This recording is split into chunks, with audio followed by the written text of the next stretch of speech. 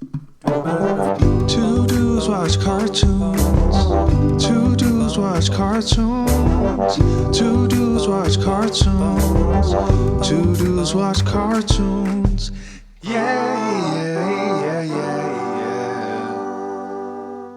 Welcome back to Two Dudes Watch Cartoons, the podcast where two dudes, that is us, watch cartoons. My name is Evan.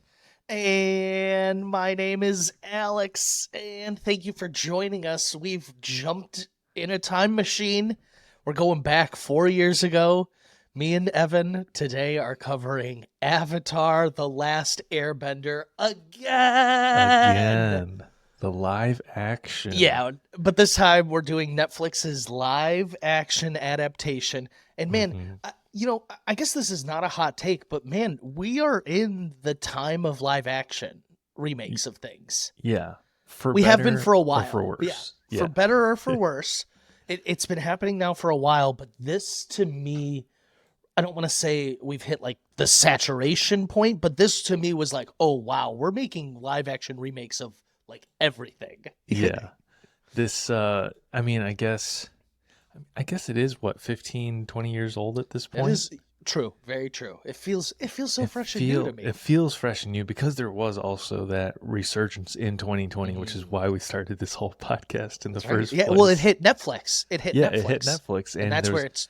Big resurgence. There's pieces in the New Yorker writing about why it's why it stands the test of time. Yeah, and so I wonder how quickly Netflix the animated series Avatar the animated series. I wonder how quickly that hit Netflix, and Netflix's algorithm or data crunchers were like, oh my god, we need to make more of this instantly. Oh yeah, I'm sure it was instant. Okay. Netflix announced it in 2018, started production in 2019. So even before they got the numbers, they were like, the projections are all there. This is the perfect piece of content. Hey, okay, well, I ain't hating because they were on to something. We love Avatar. We watched it near instantly. Despite whether we were recording or not, it's #1 on Netflix in like 80 countries. Yeah. Oh, it's something ridiculous. I actually think it's gone up since you sent me that tweet. Probably. And so it is why this live action remake is widely being discussed right now. Yeah. What, like, in depth, every other tweet on my timeline is about Avatar, the live action series, The Last Airbender. Yeah. So we have been following very closely the production, people who got to watch it early, what people were saying about it. And for me, let me just map out where we were. 2019, I was like, yes! And then along production, I was still like, yes. Somewhere along the road, I think it was actually recently, it might have been like a month or two ago, I saw a clip and something in my stomach dropped. Yeah. And I was like, oh no. Yes. Well, so let's talk about expectations a little bit, because it is also a theme in season 1 of this show. But the initial announcement was obviously met with a lot of enthusiasm, but also trepidation, because let us not forget, there is a previous live action adaptation from the year 2010, directed by M. Night Shyamalan, starring Dev Patel as Zuko, and I don't know anyone else who's in that movie, but universally panned, and so that's the fear that was relatively recent, or still present in people's minds. Live action adaptations back then didn't, and still don't have the best reputation. Warranted, I think. So I think people were cautiously optimistic about it, as was I, and I think it was about a month or two ago, once the marketing campaign really kicked off for it, there were a couple of clips that really took the wind out of my sails, unfortunately. Yeah, and I was like, oh no, what's about to happen here? That being said, I went in, as I do with anything, I try very little to prejudge. I it's human nature, so I'm not going to sit here and be like, I go in completely blank slate. That's just not true. Yeah. But I always try to go in with a calm and even head. And I think for this, if you have not watched and you're looking for the recommendation whether to watch or not, 100% you should watch. You need to remember, though, that it's an adaptation. It's not going to be a shot-for-shot remake, nor, after thinking on it, yes, I was going to say, nor should it be. And so that's where I've landed, is that while I do not find this to be perfect, it is really good. And it is a lot of fun. And the changes that they've made, once you finish the season, I think all make sense, in my opinion. For sure. Obviously, the initial season animated show is 22 episodes, about Exactly. a half hour long. This is So 8 we're working with like episodes. 11 hours of content that they're going to squeeze into 8. Actually, I was digging into the ATLA Reddit the other day just to see what people are saying, and one of the dumbest arguments I think I saw was like, the original season, half hour, 22 episodes or whatever, is like 8 hours of content.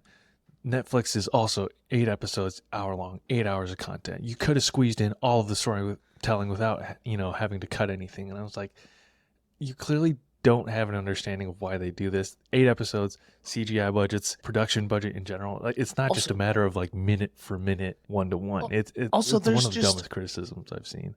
Also, there's a lot of dumb criticism, so we can get into that. But so also that just doesn't make sense because there's, and notably, and this is what I think it is people are remembering book 2 and book 3. Mm-hmm. Season 1 starts off slow. Season 1 starts off so slow, and it is very much, at the beginning of each episode, they try to make it serious, but you need to remember this said in partnership with Nickelodeon. It used to be like an Adventure of the Week show before it had a story, before it had a plot. They were going to Kangaroo Island and penguin sliding, and there's a whole one where they guide 2 families through a thing that is notably the worst episode of all time. People wanted that in this? People what the fuck? Canyon crawlers? Get the fuck out of here. Get the fuck. When they glossed over that with a line of dialogue, I was like, thank God we're not doing canyon crawlers. Brilliant. Love it. I love it. So I have seen a lot of criticism, and here's the thing: I don't want to sit here and be like, it's criticism proof. Like, you can't criticize it. There are things to criticize. There's plenty to pick apart, but a lot of the criticism I've seen online is misguided. It's honestly 9 times out of 10 it is removing this from the live action when it was in the animated makes this absolute garbage. Yeah. And it's just not true most of the time. I don't think anything they changed made it garbage. I just don't. I agree with almost all of the story changes. I mean, they're really not even story changes, just like they're presenting stuff a little bit different. So they combined a couple things, they speed things up, but like, come on. What the fuck are we doing here? It's an adaptation. One Piece live adaptation covered 65 episodes, people. I don't know. Like, I think a lot of people went into this ready to hate it. Or they were expecting, let's not forget, Netflix has maybe 5 all-time franchises out of the thousands of pieces of content they create. I think people were expecting like Stranger Things out of this, and I think that's what Netflix wanted, and it's just it's not that. Okay, you're saying they have 5 properties of like all-time. I'd argue then there's like 10 to 15 that are like right on the cusp. Like, I think that's fair. Look, I think a lot of someone said this on Twitter when we were reading it was about the marketing. Someone was like, why does this look like Series of Unfortunate Events? Like, yep. And it does. It does. And what I've realized is Netflix has a little bit of a style when it comes to these things. Like, One Piece had it, but here's the thing. They're taking these live action adaptations, bringing it into the real world, but they're still keeping, in my opinion, what made it animated for a lot of, especially I'm talking like One Piece, the crazy character designs, the wild, wacky, whatever. Here in Avatar, he's in the snow in the South Pole wearing his like airbender garb. I was like the whole time I'm like, dude, he has to be freezing. He has to be freezing. But like he's I been don't in the care. ice this whole time. He's been in the ice this whole time. He's like, this is kind of warm out here actually. I mean, I do want to explore just like the conversation around expectations more before we dig into the season. But here's my headline: Netflix's Avatar: The Last Airbender adaptation is fine. It's fine. It's fun. It's better than it's also fine. fun. Okay, I think it's better. I than had fine. a lot of fun with it, but like if fine like, almost sounds like an insult to me. I think it's good. If it's like if the rating goes fine, good, great, I think it's like good plus. Okay, I'm between a fine and a good. Maybe. Like Okay, you're fine plus. Yeah, I'm fine plus. It's like not good minus. Okay, good minus. I'm good minus because I hell yeah, I had all right, so we much got fun. there. I had so much fun watching this show, dude. Yeah. It was really good, and here's why: because if you're a fan of Avatar, there are so many additions to the story that you should fucking appreciate as a diehard fan of Avatar, in my opinion. And like I said, we can get into it. I think we should go episode by episode like we did for the Avatar podcast back in the day. Run it back. The throwback. I can the worst part about all the discourse online. Let's talk. Well, instead of our finish your thought. I'm sorry. Yeah, no. The worst part about all the discourse, all the criticism, everyone bashing this show is that everyone is missing the mark about what's bad. It's what's bad is that the CGI, while good, it just doesn't capture the spirit of. I don't agree, but go on. Okay, that's fine. It's just, like some of the fight scenes, while the fight choreography is good, it just it can't get to the pacing of the animation because of the laws of physics, and like the capabilities of these actors. The second thing, I think the biggest thing, you sort of mentioned it, is like Netflix does sort of have this in-house style. It's just it's a factor of how this show is made and shot a lot on green screen. And for so much of this show, they're not in an actual environment. There's not sets and props for them to interact with. And so it's a lot of young actors I want to push who back don't on know that what the little, fuck to do with their not hands. Marvel's dome of green It's not screen. They are on ground, and like they have buildings that like you don't see. And I didn't notice it. You're saying you had issues with the green screen. I'll be honest, until you pointed it out, I didn't think they used a lot of green screen. I know they used some. I don't have issues with the green screen. I think it's that combined with the fact that it's a lot of younger actors who maybe aren't as used to that. Because you can tell there's a big difference when it's I'll say like Azula's gang talking around, when they're shooting their arrows. It's a lot of them just standing, like cutting back and forth between people doing dialogue like this and that, because they have nothing to interact with, as opposed to when they're in the engineer's shop or whatever, and there's trinkets and there's tables lying around, and there's stuff for them to do. Look at each other more properly, sight line. I get what you're saying. And that is one of my criticism, is not at all times, because I don't want this to be a blanket statement, but a lot of the dialogue feels a little flat at times. Like if it's not an emotional or a big moment, it just feels very, I'm reading a line almost at times. Yeah. So look, I'm not trying to, I loved it. I had a ton of fun with it. I'm not trying to sit here and say it was perfect. There are issues. I think some of the acting, like I said, the problem is like some of the acting was so good that it really noticed any mediocre acting. Yeah, and also it's a very young cast, so I don't want to hold I do think that's any of that against them. And I also think some of the young cast hits it out of the park. I agree. Let's get into it. I want to get into it. Okay, episode 1. Can I say one more thing about expectations? You can say as much as you want. A lot of people are holding this in comparison to One Piece. The one thing I will say about, obviously, One Piece was so much fun, tons of fun, and so people are like, "Oh my god, good adaptations are achievable." I also think part of what makes this, like the disparity maybe in people's expectations and quality, is that the One Piece, no disrespect to Oda, characterizations are a lot more one note. Yes.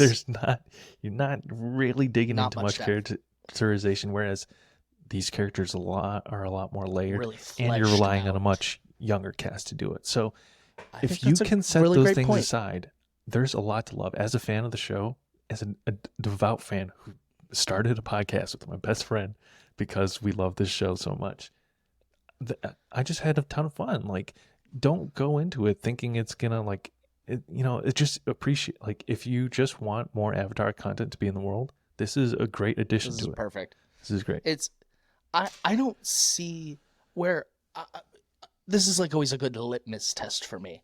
Mhm. I think people who had never watched the animated show who would go into the movie would be like, trash, horrible, never gonna Yeah. watch the animated show.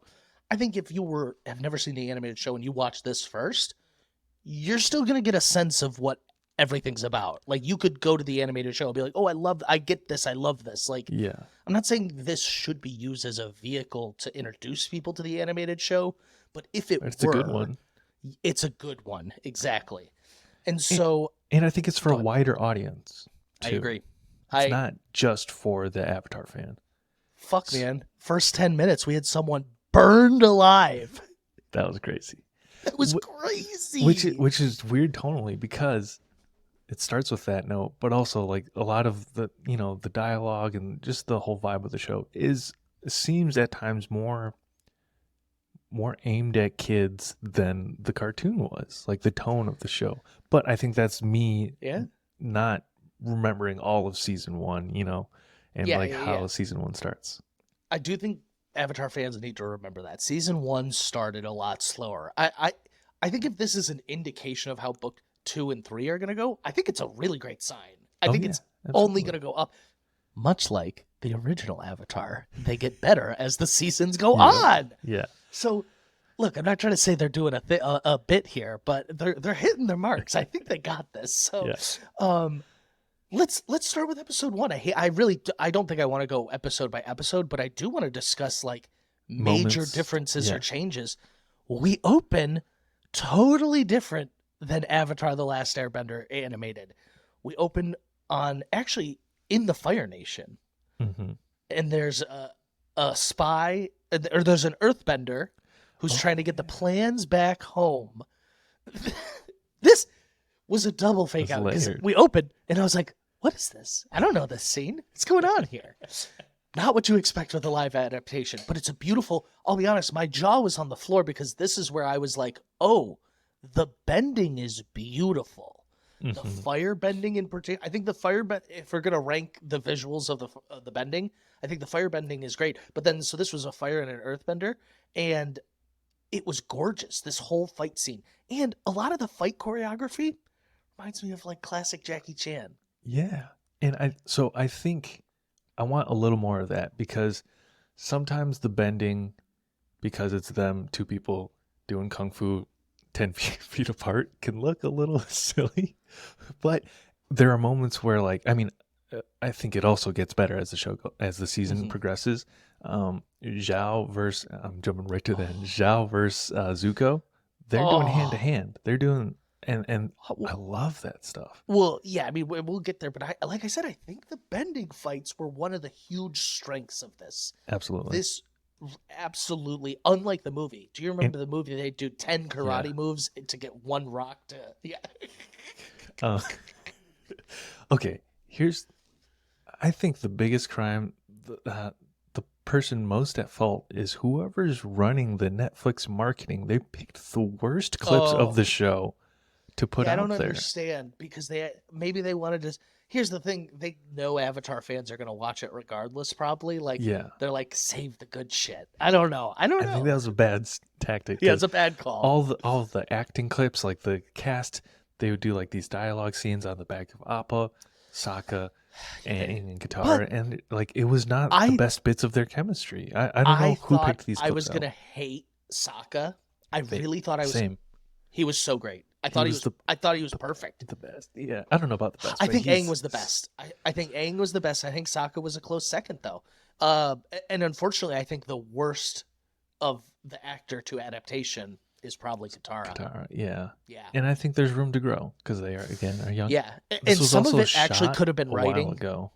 Okay. Some of it could have been writing. I don't know. I don't want to blame all her acting, but she felt more one-dimensional than the cartoon version. Okay. Yeah. You don't agree? I don't necessarily agree. I think it's just a little bit of writing and just like her performance, which is I think fine. that's what I said, so I think Okay. you agree. Okay. It was good minus. Okay. So what is so interesting about this opening to me? Yeah, Oh, it's go ahead, go ahead. also 100 years in the past. It starts 100 years ago. We see the Fire Nation attack. And Yep. what's so interesting to me is there's even a gambit where the Fire Lord was like, we're going to attack the Earth Nation.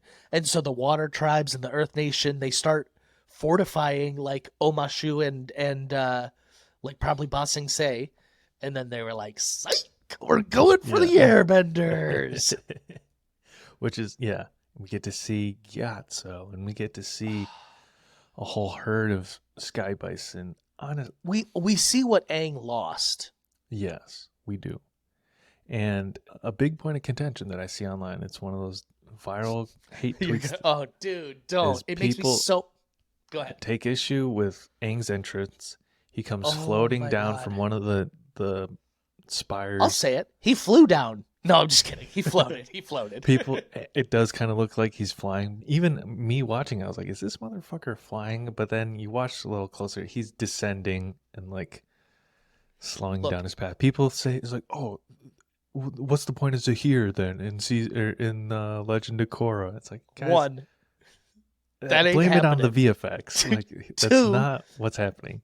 He was not flying. He wasn't floating. He had not like untethered from Earth. Yeah. Plus, as an airbender, he can fucking propel himself off the ground. He just cannot float like Zahir. I feel like there's such a difference between that. You know what I Yeah. mean? Like, he can use air to push himself up. People also had an issue that Avatar Kyoshi rocketed off via firebending. Yeah. There's a ton of precedent that firebenders can do that. What are The you talking Kyoshi shit about? looked so CW to me. I can't explain. Dude, looks really? like That's so funny because Firestorm. I actually love... You hate Firestorm. Oh, my God. Oh, my God. I really liked the Kyoshi stuff. Okay. No, we I can liked get it too. It just It did that look moment. Sometimes this is like if CW did Avatar in the best way, because CW makes these kind of campy shows that the fans absolutely that You're right. develop They eat very it up. devoted fan bases. And Supernatural that's was sort a of the CW quality show. Yeah. you're in for. It's like it's I know. this I have never specific seen tone. one single episode of Riverdale, but I watch a guy on TikTok like recap Yeah. episodes of Riverdale. I'm very invested in the cast. I've never seen an episode, but anytime I see them in interviews, I'm like, yeah, I want to know Gotta what's see going on. what they're talking about here. Cole Sprouse Um, or Dylan? What's his name? It's one of those two. It's Jesus, one I of don't those even two. know. So we start with Gyatso and Aang's relationship. Really fun, really nice. And he's got to tell him he's the Avatar. And we see Aang run and take off, which Mhm. this may be one of my issues. I want to talk about it with you. Okay.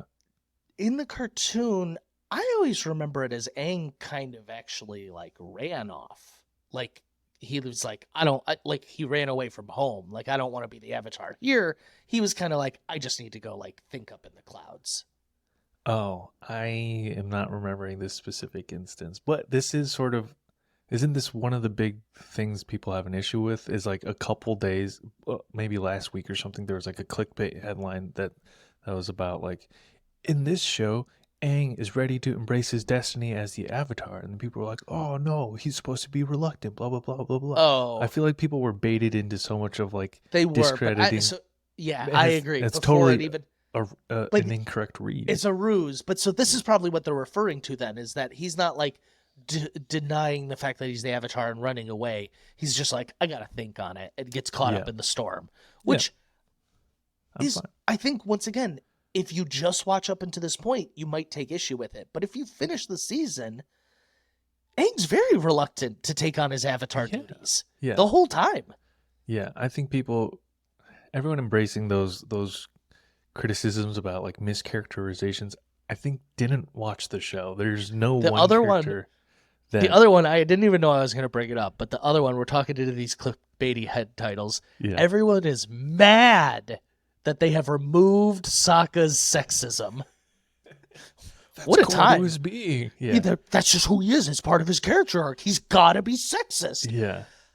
So, look, I there is some merit to what these people are saying, but I feel like they are missing the mark. They're missing the point. Yeah. Of like, you can have character growth without being like a total D-bag to start. You know what I mean? And I think they nailed it. Once again, I don't know Sokka is like, oh, women are less than. He's just more so, I am better than in this, which I think is a fine place to start. Absolutely.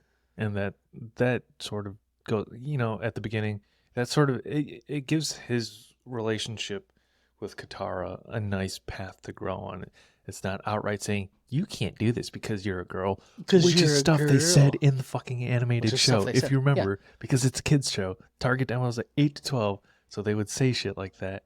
Yeah. And it's perhaps implied here. We can, I was going to say, we can be a little more adult and understand what's going on. And so I'm really shocked by like the early reviewers discussing films, which is like a outlet I really respect. Like, just trashing this thing, because I don't think it's trash worthy at all. Like, you can, I could understand maybe being like, dang, I was a little disappointed, but I really don't understand walking out and being like, that was awful. Yeah. Well, I mean, there are a couple things against it before it came out, but that's what Brian I'm saying Konietzko is I think these... and I'm forgetting the other guy's name, left the show midway through. Yeah, but you realize now what that was, why they left, is because they struck this deal. They started this own thing. And so, like, once again, a total mischaracterization. Everyone's like, oh, they left for creative differences. Yeah, no, they left. That's for not really what happened. They got a different job is what happened.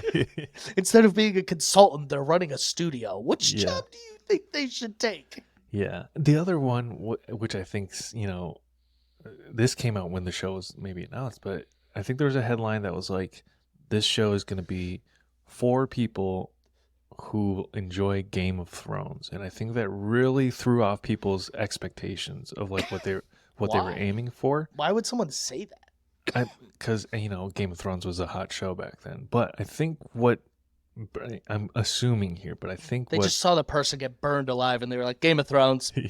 No, I mean, this is like years ago when they announced the show. I think what people thought they meant tonally, they just meant it's like a big, expansive show, big budget, with a lot of world building, a fantasy world, a big fantasy world, and not so much tonally or acting quality wise, because it's very much a kids show. So like, color your expectations. This is so rough though, because there are some really rough acting performances, but there are some really stellar acting performances, and there's some great acting moments from some not so great actors in it. Oh, yeah. So we can get into that more. Okay. But I think that's what's so rough for me, is it's so hard to just black and white be like the acting was trash, because I don't think that's true all the way through. I think Aang, while at times is not great, when he nails it, he nails it. He had me tearing up a few times. Oh yeah. Yeah, as the show goes on, I just become more endeared with that actor. I love him. I Aang. love him by the end of it. Yeah, he is Aang to me. He's way better than the live action Ong. He's not even in the same ballpark as Ong. My name is Ong. I am the Avatar. I don't even remember. He says it's so weird. So look, wait. Like I said, so we're not you're gonna telling do... me the internet and all of its criticisms for the show and all the discussion around it they miss the sexism. It lacks nuance. Is that what you're trying to tell me? Yeah, that's what I mean when I say the show is fine. It's not the best show. It's not the worst show. It's a solid show. I think I'm gonna watch it again. Enjoy. Yeah, I might too. You think you'll watch it? Okay, good. That kid is so good. I think the kid's Gordon really good. Cormier. Do you want to not rank them? Let's put them in categories. Classic. Sure. Let's talk about. We can talk about their individual performances and what we liked and didn't like. So Aang, let's start with Aang. Loved him. There were a couple of dialogue. I think my criticism with him is I could never believe that him and Katara are going to get together. Yeah, and I think they sort of don't lay that groundwork a ton. We could get into that. But so I don't, some of his chemistry isn't great. I think his greatest chemistry is with Appa, which means I think he's just best at monologuing. I think his best chemistry was with Zuko. Oh, you're particularly right. No, you're episode 100% 6, right. yeah. You're 100% right. Yeah. Well, here's the thing. I think he has to. When you get some of these kid show dialogue lines from an actual, I don't know, he's what, 9 or 10 years old when this is young. being shot. He's It really sounds- young. It sounds a little kid showy. I don't want to say corny, but like Yeah. tonally, I think that's what us 30-year-old Game of Thrones enjoyers, people who are bashing the show right now, are like, oh, this is so corny. This is so cheesy. Like, yeah, it's a fucking kids show. Like, I so think he gets a what- lot of that dialogue, and from his cutesy little voice, yeah, I can see where you might not enjoy that. His humor, 10 out of 10. Humor, 10 out of 10. He does well with the action scenes. Some of the Jackie Chan things you're seeing, they do it in Omashu, him and Zuko. I think he does practice martial arts. The actor does. So, I hope as the season progresses, I need him to do season 2 and 3 soon, because he's already, a couple years older now. His voice has dropped in some of the press tour of it a little bit. Maybe that's what we need, though. Maybe that's what we need. I think he did great. Just going. Oh, anything else on Ong? His performance only gets better as the season goes on, and he really nails some of the Yes. serious moments later on, which I really love. Totally agree, because I think in serious moments early on, outside of the Gyatso stuff, if that makes sense, he was struggling a little. But then towards the end, he really picked it up. I think you nailed that. It was almost like he was getting warmed up. Yeah, and again, he's a young actor. I'm not gonna hold. I can't act, so I was older than him when I tried acting, and I was ass. I was ass, dude. Yeah. I'm excited for more of him. I know you said you're worried about his voice deepening, but I'm not worried. I just, before he's scared. like 20 years old and buff. Please, yeah. We don't need another Harry Potter where he's like a 29-year-old man playing 17. Yeah. We talked Sokka. I was honestly floored. He nails the sarcasm. He nailed the sarcasm, which it wasn't until he nailed it I realized how hard it probably is to have that sort of I don't even know what to call it, playful sarcasm, because conversational almost. It rolled off his tongue. I forget what the line is in episode 1, but Aang is. He goes, about, "There's no way you're getting me on that," and then cut to they're flying, and I laughed out loud. And Yeah. I actually saw a tweet, and this caused me to do research. So people were like, Gilligan cut? The Gilligan cut. People were like, I can't believe we're doing this joke in 2024. And someone goes, don't blame the Gilligan cut for being a staple of all television. And I go, the Gilligan cut. And so what I looked up is it was Gilligan's Island. That was the first ever TV show to do a joke. It says a smash cut for comedic effect is known as a Gilligan's cut after a beloved classic TV show, Gilligan's Island. Oh, wait, I had a definition of it. Where did it go? Oh, no. Like where the character's sentence gets cut off. Here it is. Okay, so Gilligan and his fellow castaways often make an emphatic statement followed by an ironic contradiction of that statement via editing cut. And I think it's a great 10 out of 10 joke. I think it worked if great. you can nail it, they nailed it. Yeah. It was great. Yeah, there was one line in episode 1 or 2 where Aang's talking about his expectations or the burden he has on him, or maybe his everything that the impossible task they have before him, and Sokka just without skipping a beat, he goes, "Oh, is that all?" He's like, "Oh, you got to save the world, blah blah blah, and do all this and that, fight the Fire Lord or whatever," and he's like, "Oh, is that all?" Oh, is that all? Yeah, I was like, great. He's perfect. And again, I blame the fucking marketing. They took the worst bits of the cast banter and to promote the show, and I don't know why they did that. Yeah, it was like an algorithm picked these clips, and they were like, show these ones. I don't know why I gave the algorithm that voice. So let's talk about Katara. I think she's a promising young actor. I look forward to seeing her progress. She's who I was referring to when I said bad actress who gave a really good moment. I think towards the end, maybe like Aang, she needed some warming up. I really actually liked the stuff with her and at the Northern Water tribe. the healing versus fighting. I think she started to actually really get into it there. And so that, like I said, it gave me hope for season 2. I was like, oh, maybe it was more intentional to keep Katara, I don't want to say sassy, but a little less outspoken, a little less strong-willed. And maybe they're building towards that. Because I think I got glimmers of that when she was at the North Pole. And man, that fight she had with Master Paku, maybe one of my favorite fights of the show. And then she had a great follow-up fight with Zuko. Those 2 fights back to back, I was like, fucking, oh my God, I put my phone down. You know what I mean? I was like, yeah. Yeah.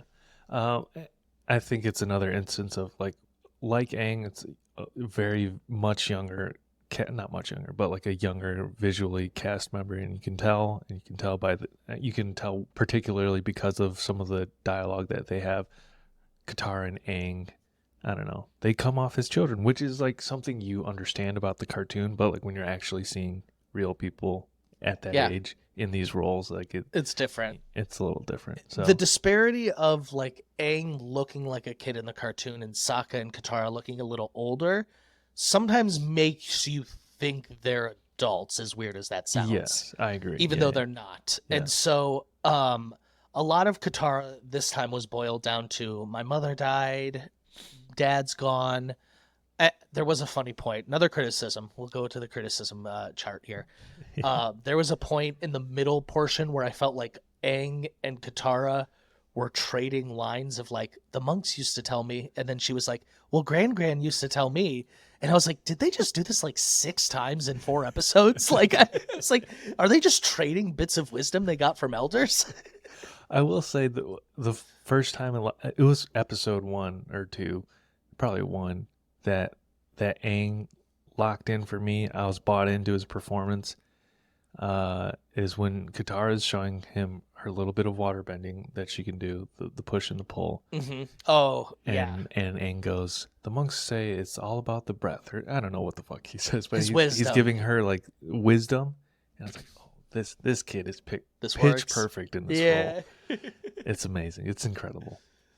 No, I totally get what you mean. It worked, but then there was a point in like episode 4 or 5, I was like, I think they've done this quite a few number of times here, talking about these monks' wisdom and Gran's wisdom. Evan and I are wannabe movie critics. We're also wannabe chefs. We're all doing more cooking at home now. If you want to elevate your home cooking, you need nice tools to do it. Louis Kitchenware will get you there. They have beautiful stainless steel pans, non-stick bakeware, knives, all the stuff you need. Safe, high-quality materials, constructed to last, made in the United States, founded in Detroit. Moving into my condo, we got hand-me-downs. So this new Louis Kitchenware has been great, and we love the discount. We want to share that with our listeners. You can use code 2DUDES, that's TWO dudes, at louiskitchenware.com, and that'll give you 10% off anything on the site. Check out our link in bio. 2 dudes watch cartoons. There's 2 more we got to at least brush on before we maybe dig into more of the show, which is Zuko and Iroh. Zuko played by Dallas Liu. What'd you think?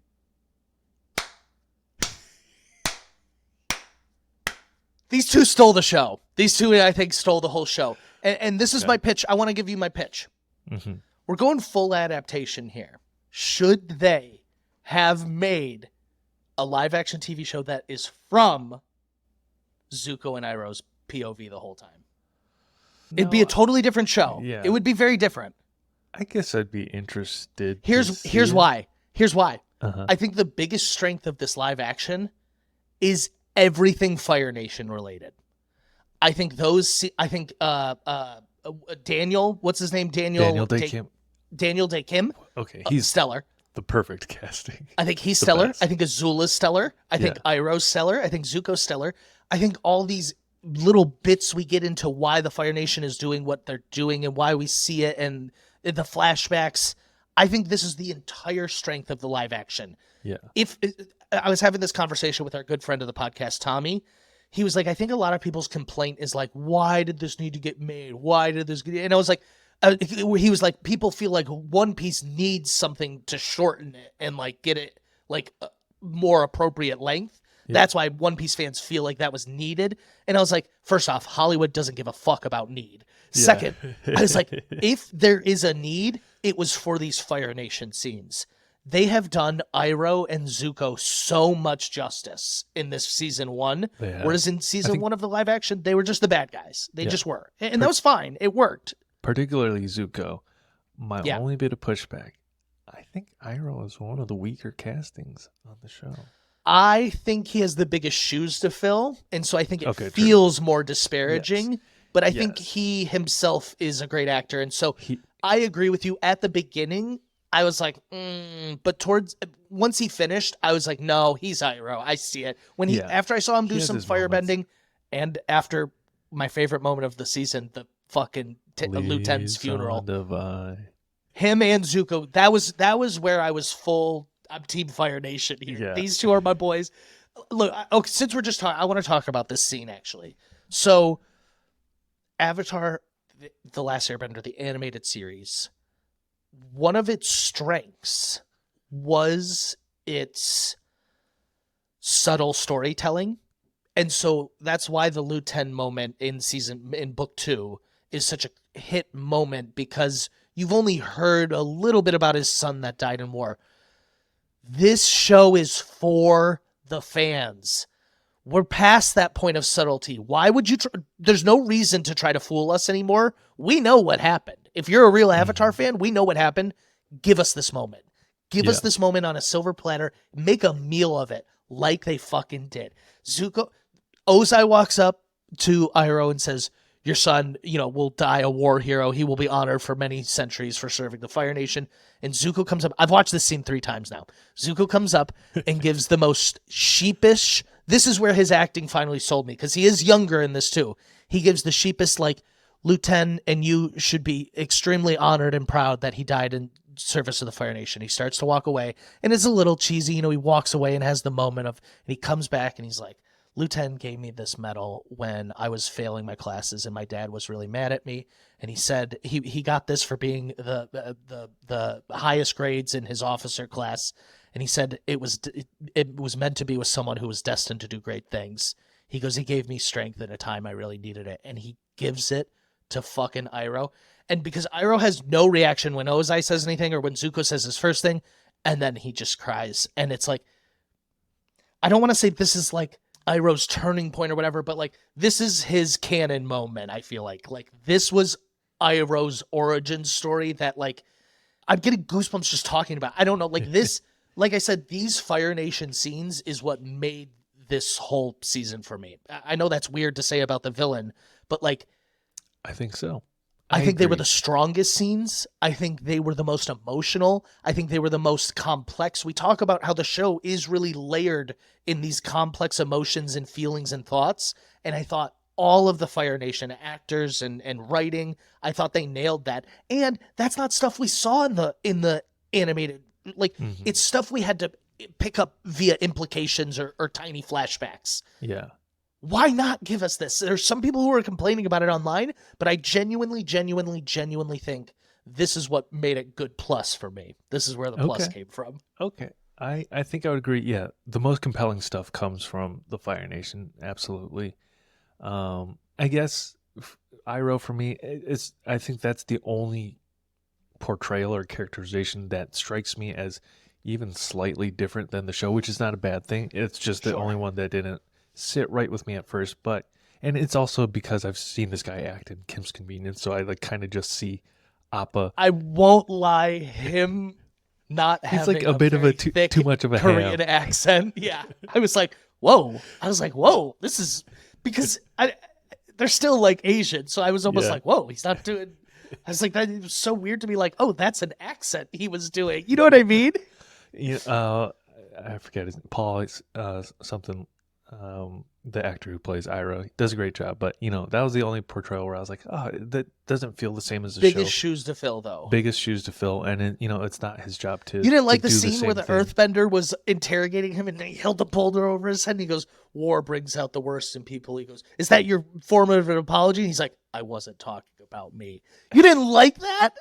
I do, but that's where I think like when I watch him, I feel like he has two modes. It's like cheesy Appa like ham, or I have to give a serious line. Like, But that's Iroh. That is Iroh though in the show. Iroh in the original shows maybe a little more subtle to me, but that's the only cast member I really disagreed with. But he does a great job in the show, and I came around. I warmed up to it.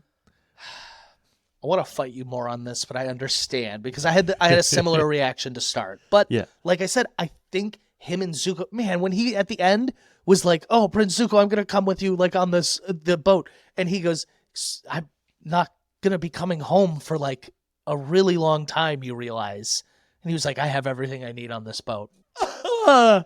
Devastated. That was devastated. A beautiful moment. Yeah. While we're on it, let's just keep talking about the Fire Nation stuff. So another moment they added, or was never smart enough to pick up on the animated series, was the 41st unit, 41st Division. So we knew that Zuko... I think that's like a combining two things. Oh, For this show. brilliant. Yeah. Brilliant. We knew Zuko fell out of favor with his father for questioning his war tactics about sacrificing a troop just so they could get favorable ground in a fight.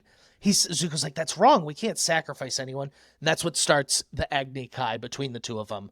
But then, in such a great twist, the 41st Division, then, the one that they were going to sacrifice, is the one that was sent on with him to go. Banished with him, yeah. They were banished with him to go to get the Avatar. So Chef's Iroh the kiss. whole time, because I actually was like, Iroh's talking out his ass when he's like, he cares about all of you more than you know. And I was like, no, he doesn't. He's a little brat right now. And then they showed that flashback, and I was like, I gotta eat my words. Yeah. I was a hater too. I was like, that was brilliant writing in my opinion, and it adds such a layer to the Iroh Zuko quest for the Avatar. Like it's good. It's really good. And in the anime, I'm 99% sure Ozai sent Iroh with Zuko.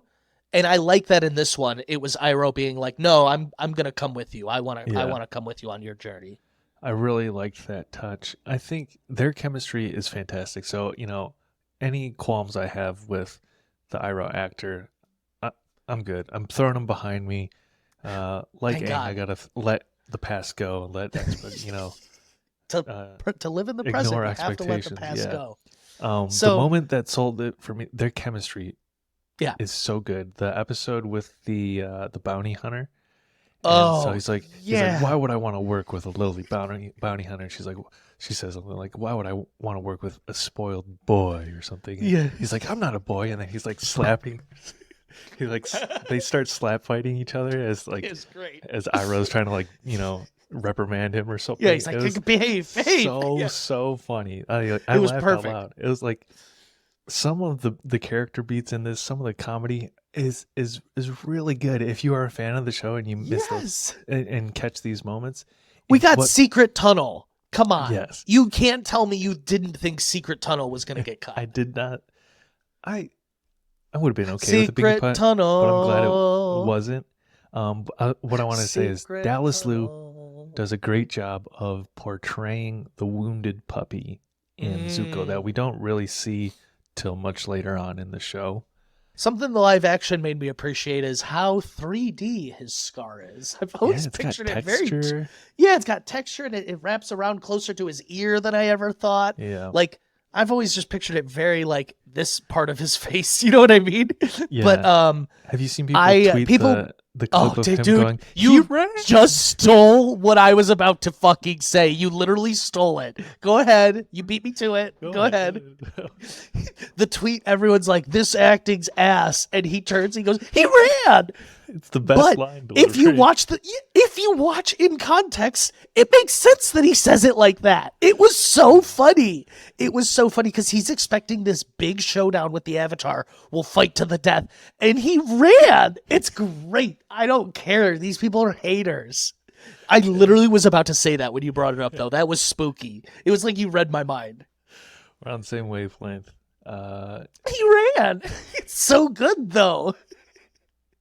I think it's perfect. It's not a sign of bad acting. I think it's actually the opposite. Really no, the context I've seen that clip in is people saying this is the best line delivery Oh, of I've all actually, time. I've seen the opposite. People are like, "Oh, this is the acting that." I'm like, dude, it's hilarious. Please watch. Yeah, it's hilarious. And also, if you think about the show is very anime inspired. So you get these very cartoonish reactions Yeah, and you get cartoonish moments. like Yeah. like those silly faces and all that. Like people have Oh. like selective memory and are Wait. being purposely obtuse about viewing and criticizing this show.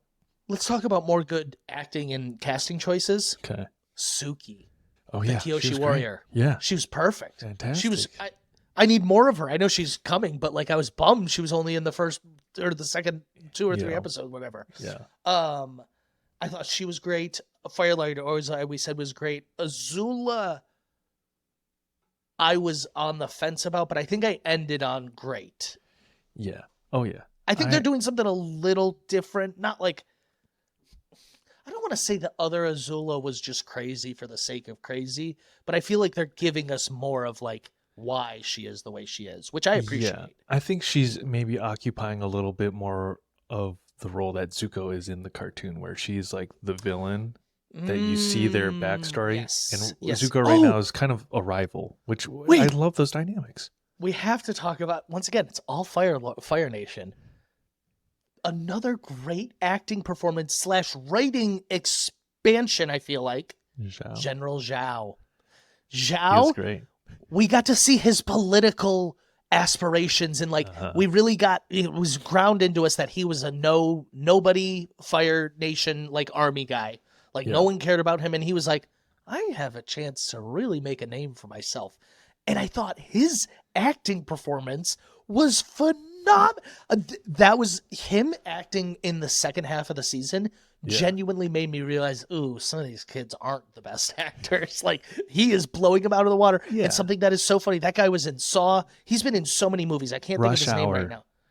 He's in Rush Hour. He's in so many movies. Ken Leung? Is that his Yes. name? He also, when auditioning for the movie, was convinced he was auditioning for Avatar.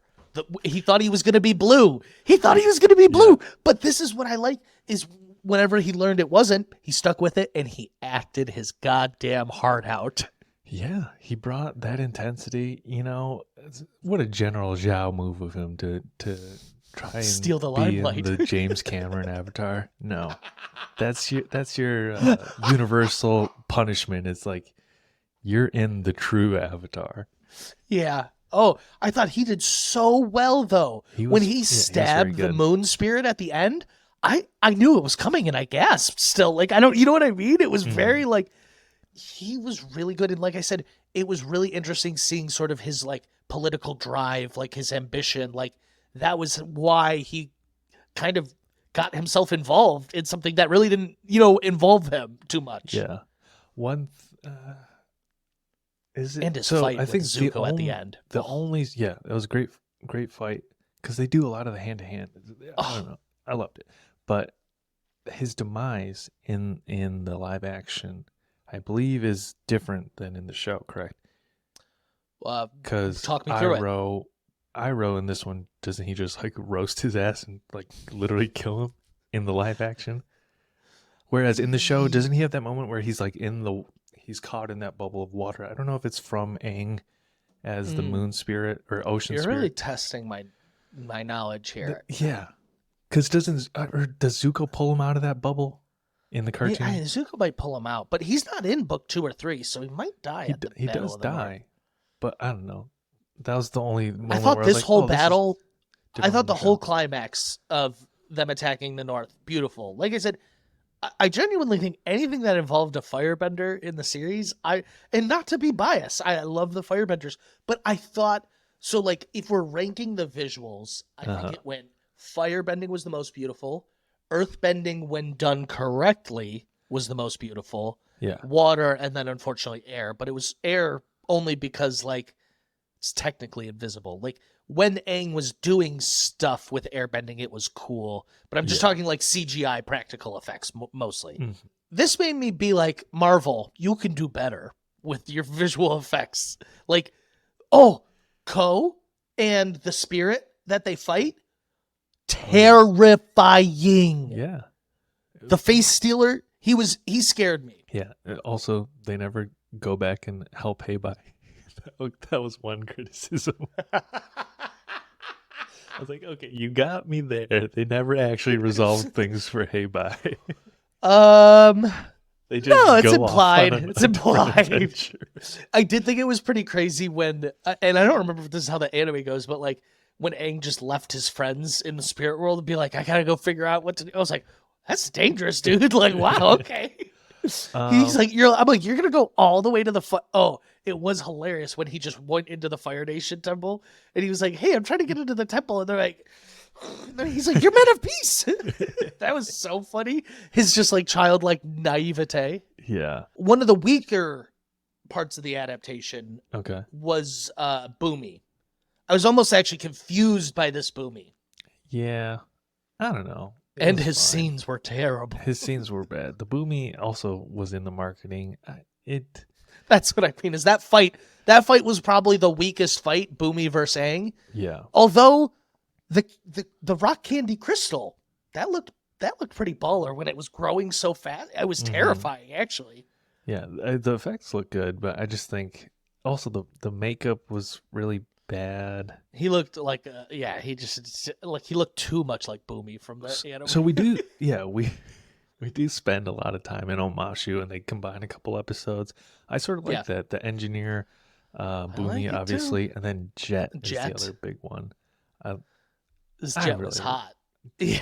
He was a handsome This guy. Jet fucks. I'm just Yeah. being honest.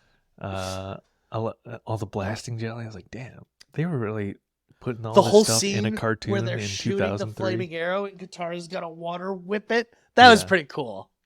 It was a little hokey, but it was cool nonetheless. It was And then cool. they saved it at the last second, and they're like, "Get the Emperor out of here!" One thing I also was disappointed in, and there's more time to come. They did not hit really on like the combined mythical animals. Like just didn't show enough of them, or what? Yeah, I They want mean- more. Give me a turtle duck. Give me we got some. some. We got some. I mean, obviously there's Appa, and I don't know Momo. What'd I think you- Momo's just a What do you lemur. think of Momo's death scene? That doesn't. I was shook, absolutely shook by Momo's death scene, dude. My jaw hit the floor. I go, is this going a totally different direction than I thought it was I gonna was like, go? That's one way to save on the CGI budget for season 2. You're like, get this little fucking rodent out of here. I was emotional. I won't lie. And even when they were healing him, I was like, oh, it's not working. And then they classic. Wait a second before it works. Yeah. They That got whole time I was like, there must have been some other way they could have written a plot point to get to the grove. When Sokka picks up the dead Momo, I was like, oh my god. He was just limp. It was sad. It was sad, dude. One actor we haven't talked much about is Daniel Dae Kim as Ozai. Absolutely fucking terrifying. And do you know what we looked up earlier? And What? it's going to take me a second to get the specifics.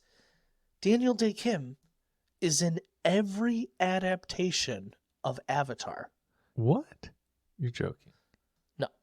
Let me look this up. I'm going to pull up his filmography. I sent you this. You don't remember this? I don't remember seeing it. So, Hold on.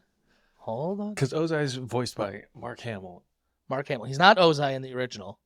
Oh, am I wrong? What's this? Oh, these are films. No, these are movies. Television. Is he in Legend of Korra? Yes. Okay. He's General Fong in Avatar: The Last Airbender, 2006. Okay. He's in one episode. Wow.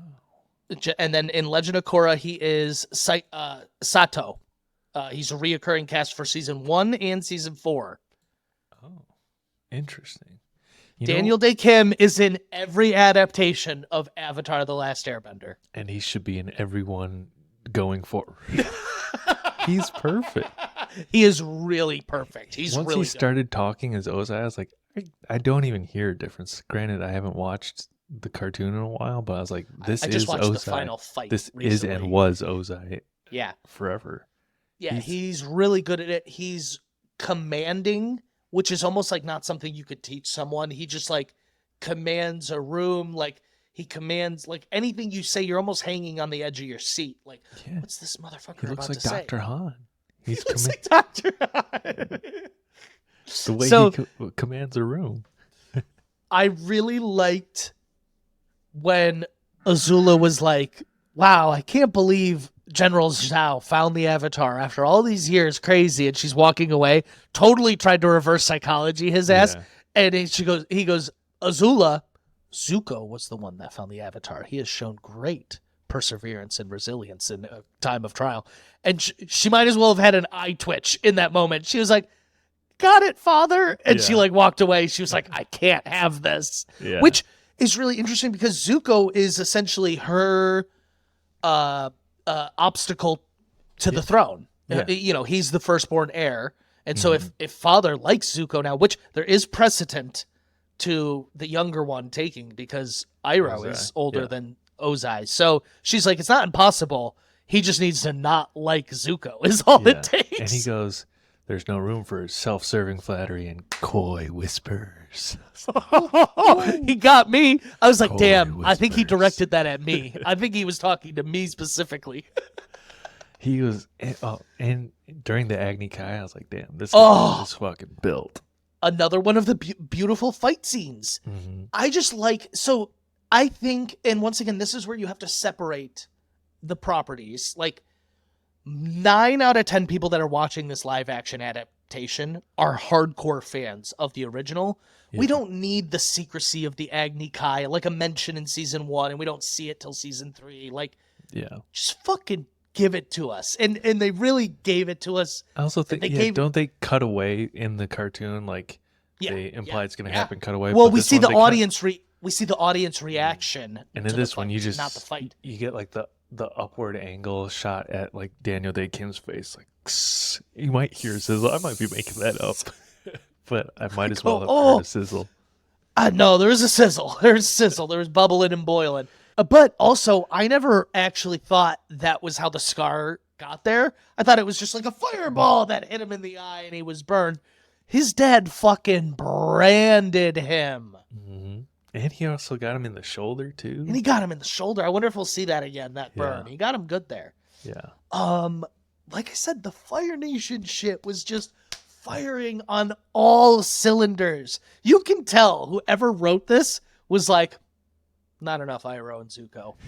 Like, give me more flashbacks. more. Let's go to the Yeah. Fire Nation. Yeah. Yeah. Well, I was very confused when they even announced Daniel Dae Kim as the Fire Lord. I was like, is he in season 1? I was like, but that's just what I'm saying. He's They not need him in in there. They book need 1. him. Yeah, but they needed him in this. And Yeah. it makes the Fire Nation really menacing without them traveling island to island and the Fire Nation presence being everywhere, because we don't have that luxury of them. Because if you actually follow a map where they go in season 1, 2, it's very like, we'll go here, then here, then here, then here, then here. And so they're like, oh, and now we got to go north. And so this one, I think those Fire Nation scenes back in his courtroom, I don't even know what to call it. Those are to really give us the menacing feeling of the Fire Nation. Yeah. He's the Emperor and Darth Vader at the same time. He's is. so good in this. He's so good. He's so good. Yeah. I mean, not. Is I don't wanna Azula Darth Vader? Maybe. Oh, If man, he's when the she Emperor- fucking hits the lightning. Oh, dude, people are complaining about that too. They're like, oh, she Why? just could do lightning, I guess, like whatever. Well, first off, she can do lightning, whatever, in the show. But Yeah. also, it was fucking sick. She's It like, was Dad, I'm done with your shit. Look what I can do. And he was like, once again, great acting. He didn't say anything, but you saw in his face how fucking pleased he was. He was. And so people are mad that one of the criticisms I've seen of that clip is like, oh, she can just do it. They're like, oh, they're treating it like bending is just like casting magic instead of a martial arts form. Did you not see her hit the fucking stance and hit her hands? Do the whole And then she jutsu? gets real low, which I don't Yeah. think you and I can get that She low. hits the whole, yeah, she hits the whole pose and everything. Bravo, Azula. We People only got say- one bit of it, but I'm willing to say that lightning bending is going to top fire bending next season. And Probably. visually, I think it's going to look sick. Because Yeah. think about it. It looked sick in 1971 when they were doing it in Star Wars. The technology has only improved. Yeah. Yeah, people are mad that like she doesn't seem as just mad. deranged or whatever, and it's like Let's just put a period on that. People are mad. people are mad and wanting something to shit on. I'm in my Madam Web era. I watched Madam Web Thursday night before I started. It's all about the binging fun. this. It's all about the fun. Madam Web is a fun movie. Pretty bad. This is a fun show. A lot to pick apart, but so fun. And I think it nails the spirit of the cartoon. It's not beat for beat, but I agree. It has the same charm, and it's really is all there. I totally agree. And that's all you can ask, is that it has captured the spirit of what the show is going for. It has hit 8 out of 10 plot points that people should want to see. Like 10 out of 10 of important plot points. But people are so annoying with the things they cut out and miss. And it's like, I don't actually feel like they missed a lot. Like, no. Sure, I'm sure when I go back and watch the animated one, I'll be like, oh, they did leave this out, and they did leave. But, like, I think that's a sign of a good thing that I was sitting there like, oh, I know this isn't everything, but I'm not even, like, I don't feel I'm missing anything. Yeah. There was definitely some things felt rushed. But I'll be honest, I don't give a damn. I don't care that he didn't learn any water bending. Because let's be real. Actually, yeah, let's talk about that. What did you think about that? So I think it makes sense for Katara's arc and where she's probably going to progress in future seasons if they happen. Because her whole arc is, people were mad that she doesn't learn anything from Master Paku in the live action. But it's all about her finding her own self-worth and becoming more self-confident. Becoming a master in her own right. Yeah, she's a master in her own right. So I don't think that works if her whole season is her doubting her waterbending ability. So I think, why would she be teaching Aang? Yeah, I genuinely think season 2 will start with Aang learning waterbending because now he's accepted. Because I actually really liked his reluctancy to learn any other element. You know what I mean? He has a really hard time in the animated show learning firebending because he doesn't want to. I actually really like, so the two things they've like took from season 3 that it looks like they're stretching into all their seasons are Aang disagreeing with all the avatars, unlike what it means to be the avatar, which I actually think is a great addition to this season when he's talking to each of them and they're like, you have to be your own person, but you got to do it this way. And he's like, but that's not me. Yeah. And I liked they're laying those seeds now. And then the other thing they brought in is Aang. Like I said, in the original one, he ran away from his destiny to be the Avatar. But then when he woke up in the ice again, he's like, okay, I guess I got to do this. This one, he wakes up and he's like, I still don't think I need to be the Avatar. Like, he's like, I don't really want to do all this jazz. Yeah. You know what I mean? He doesn't outright say that, but he's like, I'll help people, but I don't really want to be the Avatar. And when he does go into the ice, looks so fucking cool. That's when I was locked into this show. Envelops in a big ice ball. Did you see the Las Vegas sphere animation of the ice? That was awesome. Dude, so good. And this is what I'm saying is episode 1 showed us him going into the iceberg. It showed the Fire Nation raiding the air temple. It showed him and Gyatso. Like, I was like, damn, I didn't expect to get all of this in season 1, let alone the first 30 minutes. Yeah. And so I actually really enjoyed all those additions. And I think, I think, like I said, once you finish the season as a whole, because people also were complaining, oh, Roku's not his mentor in this one. Yeah. Blah, blah, blah. What do you think of Roku's scene? You beat me to it again. He's the weakest of the Fire Nation actors. Yeah. He was like, I liked what they did. Stop. Because that actor is a more comedic actor, I think, than the stuff I've seen of him. Was trying to be Iroh. The actor was like, I'm going to be Iroh in this scene, and maybe they recast me later. That was, they really turned the table on me. Zuko was, or not Zuko, excuse me, Avatar Roku was the most different adaptation, I feel like. But I enjoyed it. He was like, he was being a ham. Well, they do say he was best friends with Monk Gyatso when they were young. He learned airbending at the same time as him. So I'm shitting on it, but I didn't hate it, I should say. Like, I thought it was fine. But I left the scene being like, that's not my Roku. Not my Roku.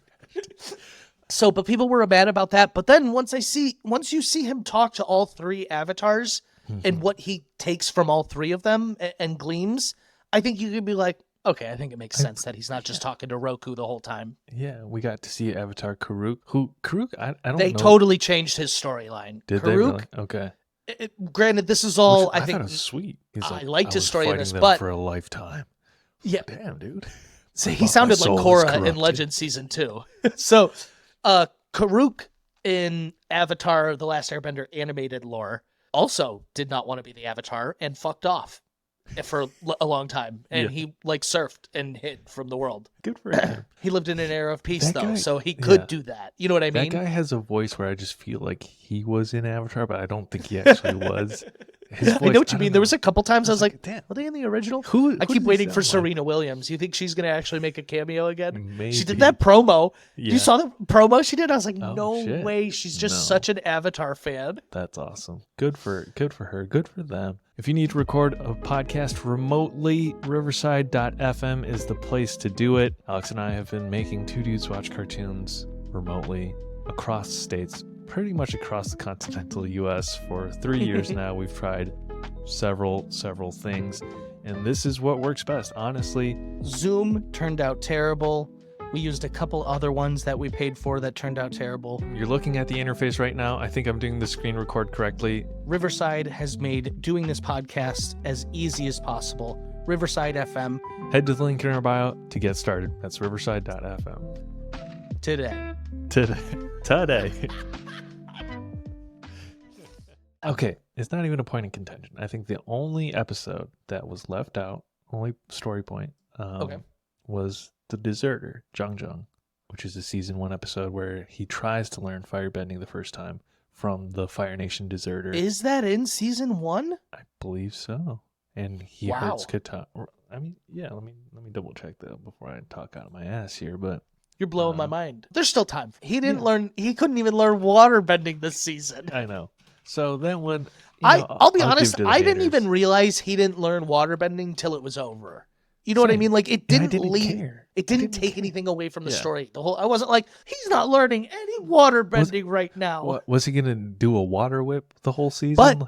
But I think Yeah, it also I know what makes. the movie's called. I'm an Avatar fan. Fuck off, haters. I think it makes his transformation into the Avatar water moon state thing even more impactful. Like Yeah. he don't know how to do any of this. You know what I'm saying? Yeah. So Deserter is episode 16 of season 1. Look at Wow. that. That's great. I for some reason thought that was early book 3, if I'm being honest. Yeah, it feels like because he does come back 'Cause he's it's part of Fire the White Bite, 'cause- Lotus. Yes. Oh, Yeah. spoilers. We get one White Lotus mention. You catch Uh-huh. it? Yeah. the Not pie mention. shop. The tile, right? The tile. Yeah, they drop when he's being But he taken drops off it by for those. Zuko. So He dropped it for Zuko. yeah. But still, Zuko knew meant like, oh, he's this way. Mm-hmm. What did you think was the strongest episode? Masks, episode Yeah, 6. yeah, we're in agreement. Yeah. Okay. You want to talk about adapting animate things you don't think you'll see adapted? It's them doing the fucking ladder stilts through the prison. I was like, they fucking did it. Did it. Hell They did it. I yeah. recognized it instantly too. As soon as the ladders go up there, I go, are they gonna? And they did. And I was And like, they yes, they did. did. Because Bravo. I noticed the ladders were the exact same design as because Yeah. that ladder design sticks out in my head where it's like the one pole with the things all the way. And I was like, and they did it. They fucking did the Yeah. stilts. It was great. And You that get the whole blue scene. spirit. I love Get the blue I spirit. love the blue spirit in the animated show, but I don't know if we get as much of this in the cartoon. But after they escape, after Zuko and Aang escape, they're holed up in this little bunker, and they're like shooting the shit, talking about how they were raised. Zuko's in a Yeah. weakened state, so he's not like on the offensive, He's not and being he a bitch. delivers a class. Like, do you think we would have been friends back then? Yeah. But that is some of the best acting. Aang's like, back when I was a kid, we were all friends with each other. Like I had many of Fire Nation friends. Like Yeah, I think you and I could have been friends. I Because think- Aang, such a child, doesn't understand at all why Zuko could be releasing him.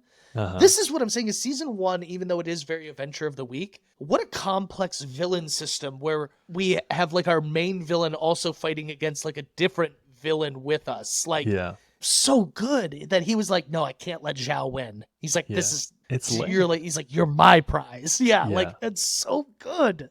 But that's some of the best acting we get from Gordon Cormier, the Aang Yeah. actor. And, I agree. he had me at episode 1 when he starts dropping wisdom. But, and I mean, throughout this season, it starts off much like the cartoon Adventure of the Week. But as you get as it paints this bigger picture and as all the stories start to tie together, it becomes more compelling. So the latter half of the season is like, it's moving. I agree. I really, really like the last couple episodes. Totally agree. I think the last 3 episodes, God, the last 4 almost, 5, 6, 7, and 8. I think just really, the second half of the season, I think really come out swinging. 5 is fine until we get to Liu Ten's funeral, and then someone starts cutting onions, and I can't help myself. And so, what then? Okay, so we both agree that's the strongest point of the season. What do you think? And it doesn't need to be necessarily an episode. What do you think is the weakest moment, adaptation part? What, like, you get what I'm saying? Like, what is the part where you were like, I see I get the hate. He ran. Just kidding. No, honestly. Sorry, I had to. Some of the freedom fighter stuff. I love Jet, but when they're at the base, I was like, this freedom it looks a little too much like a fun ropes course. I was like, yes. That's where some of like the suspension of disbelief. We didn't even talk about our man Danny Pudi. Oh yeah, he's the engineer. He does great. He delivers one of the better performances in the show.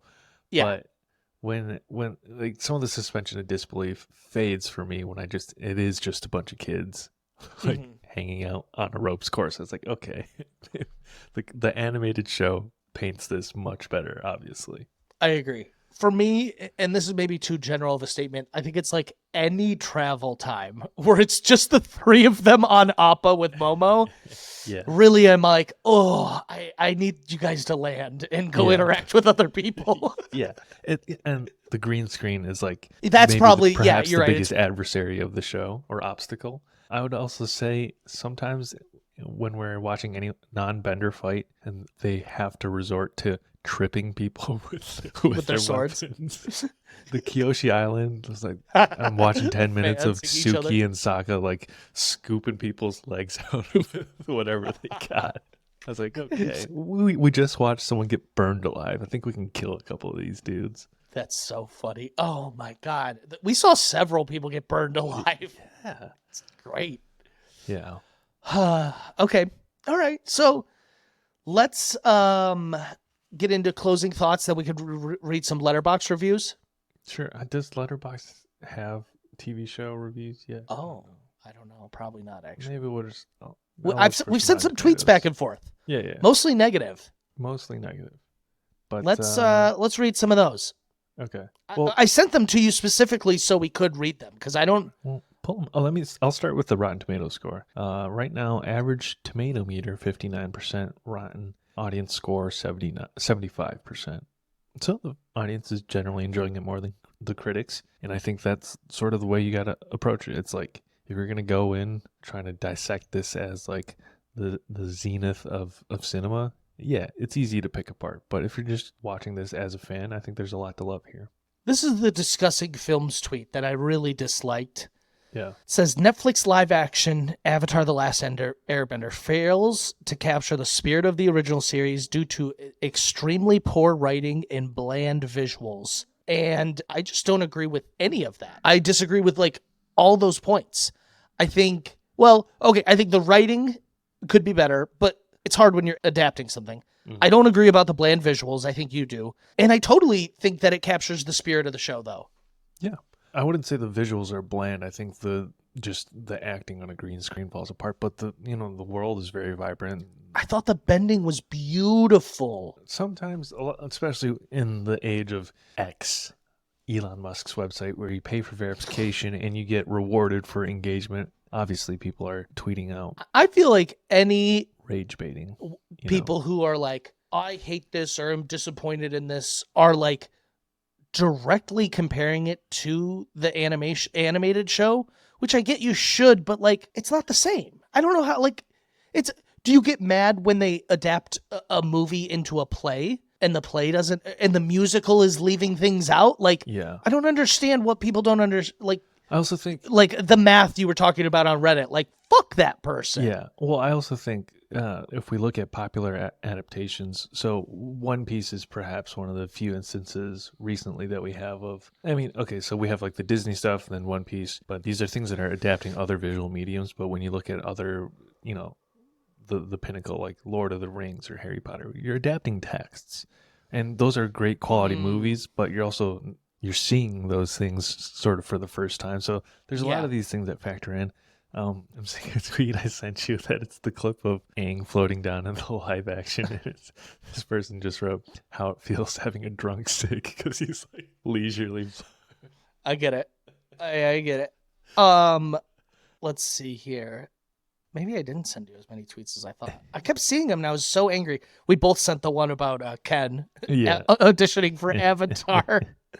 Blue people. Okay, so this person tweets about Avatar, the live action adaptation. That was so fun. I'm sorry, I'm kind of fun first, faithful second when it comes to adaptations. And it was fun. Like, I feel like even though it's flaws, it captured the spirit and adventure of the OG series. And yeah, I don't know if you're going into this expecting it's going to be one for one or expecting it to look, we have a whole podcast about animation. We know what animation does well, and it's going to do fantasy better than live action. But do I resent this adaptation existing? Not at all. Do I resent the 2010 movie? Absolutely. Like, this actually does capture the spirit. It respects the source material. As much as people disagree with that, I think it absolutely captures the spirit of the show.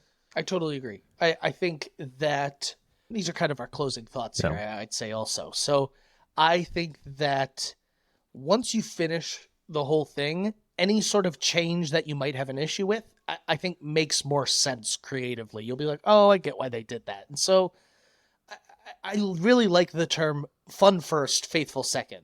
Like, I just don't understand how you could think anything they left out or changed ruined the series. Yeah. Like, that's what I don't understand. Like, I can get being upset, like, oh, that was my favorite scene and they didn't do it. I understand that, but also just fucking enjoy it. I don't understand. Like it's so fun, and I really think this had a lot of things working against it. The creators leaving, the last live adaptation of it, of Avatar, and also just the fan cult base that the animated show has, where they're kind of being a bunch of dinguses at the moment. Like, look, we love animation and we love animated properties. That doesn't mean adaptations shouldn't exist. We are in the age of remakes, reboots, adaptations. If we're going to do it, let's keep it, something that captures the spirit of what we were doing, but also not a one-for-one fucking remake shot. That's not what we want either. And so that's why I think the addition of the Fire Nation scenes really upped this for me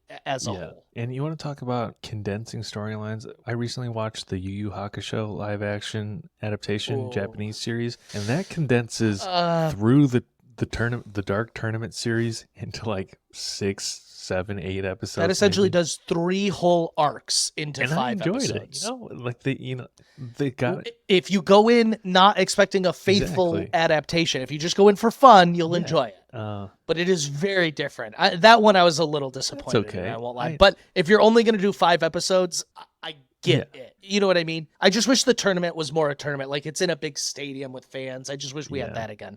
And I honestly think I would have been more satisfied. I understand the rushing of the Yu Yu Hakusho. Sure. So here's my question I want to part with you before we leave. It is actually not about Avatar. Okay. We've seen so many animated properties get live action remakes. What live action series, movie, what have you, do you want to see get an animated adaptation? Ooh, do you have a good answer? Because I'm going to need a second to think. Live action. So I'll fire a couple off. We've seen, I'd say, like, Star Wars is one that we've seen recently. Yep. And I think that's a good example of something where if I want an animated adaptation of something live action, I think I want it in the world. Not like, say we're going to go like Harry Potter. I don't want books 1 through 7 animated. Gotcha. I want maybe a different told story of maybe someone while Harry was at school. Mm-hmm. Like, you know what I mean? Like, give me something different. So I think after thinking about it long and hard, I came up with kind of a clever answer. I want to see an animated Watchmen series. I like that. Yeah. Hell yeah. I'm for it. I think that could be a lot of fun. That's good. I feel like everything genre I can think of that watch is usually starts from animation or comic books or something. So I'm trying to think outside. That is what we watch a lot of. So you're like trying to really, yeah, it is weird. I did pick a comic book, so like animated might actually be the best property for it to begin with. Let me think. Okay, one I can think of recently is it's called Warrior, which is it's now on Netflix. It's like based on Bruce Lee's writing, live action, like it's like 1920s martial arts gangster show, and it's really great action scenes. So I think you could definitely up the ante if you have like the right anime studio doing that. That makes sense. Okay. Succession. We were talking Game of Thrones. That could be good. Game of Thrones would be great. Oh, give me an animated Succession show following cousin Greg with Tom as CEO. Yeah. Game of Thrones is a perfect answer. Yeah. That would go crazy. All right. We need to see more animated adaptations. Yeah. I would rather bring this back to Avatar: The Last Airbender. I would rather this adaptation, this series, get to 3 seasons and do the whole OG series than it not exist at all. Oh, you know 100%. 100%. Here's my last question with it. They get all 3 books. They do them. People like it. Like it's, you know what I mean? It's not like by the end we're not all like, wow, it's terrible. It's good. People like it.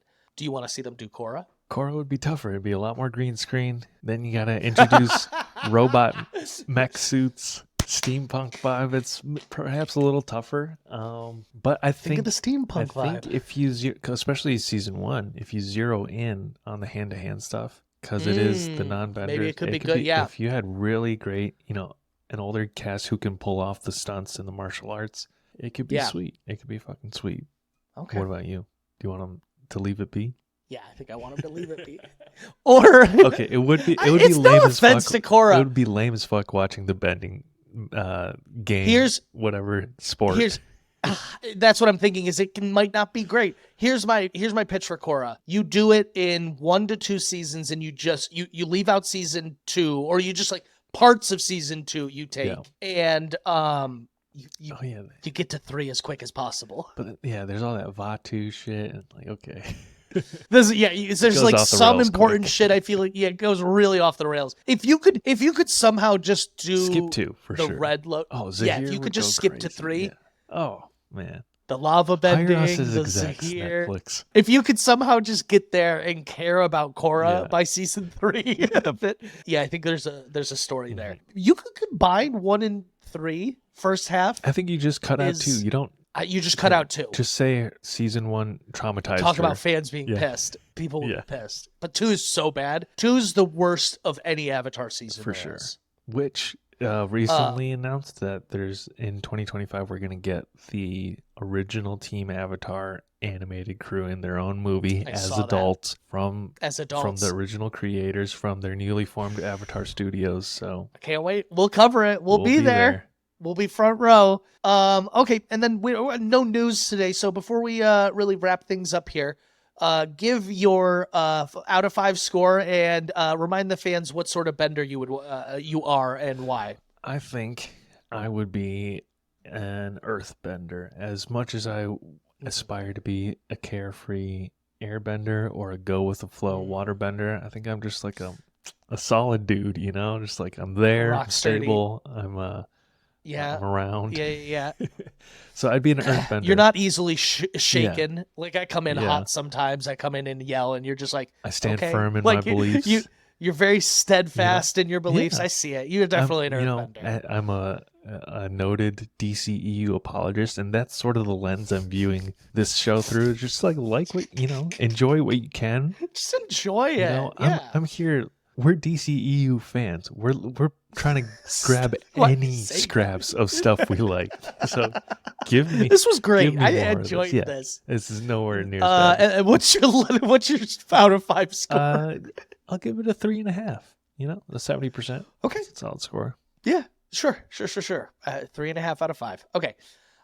For me, I think I've said it like 6 times already. So spoiler. I'm a firebender. I come in hot. I enjoy life. I am very passionate in what I feel and think, and can get. You guys don't see this on the pod, but I can get angry. I can get pretty angry at small things. So I never, as a child, would have. He ran. That's me in a nutshell. And so I never as a child would have admitted it because the Fire Nation was the baddies. You know what I mean? I wanted to be like a waterbender or an earthbender. And as I grew up, you know, you read the descriptions and I was like, God damn it, that's not a firebender. But I loved all the Fire Nation shit this time around too. So I was like, oh, I'm home. I'm home. Yeah. And my I'm gonna go 4 out of 5. I wanted to do 4.5 out of 5, but I feel 4 out of 5 is really fair. That is a fair score.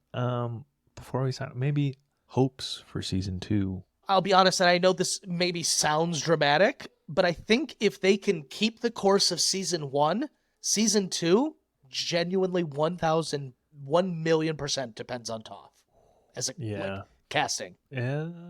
And dynamic with the group. Yeah. If she doesn't vibe, if she doesn't look blind, like I know that sounds bad, but like if she doesn't vibe right with the gang, it could really throw off the rails season 2's part of the heart of season 2. I think because I think, oh my God, Evan, we left out the most important part of the whole series.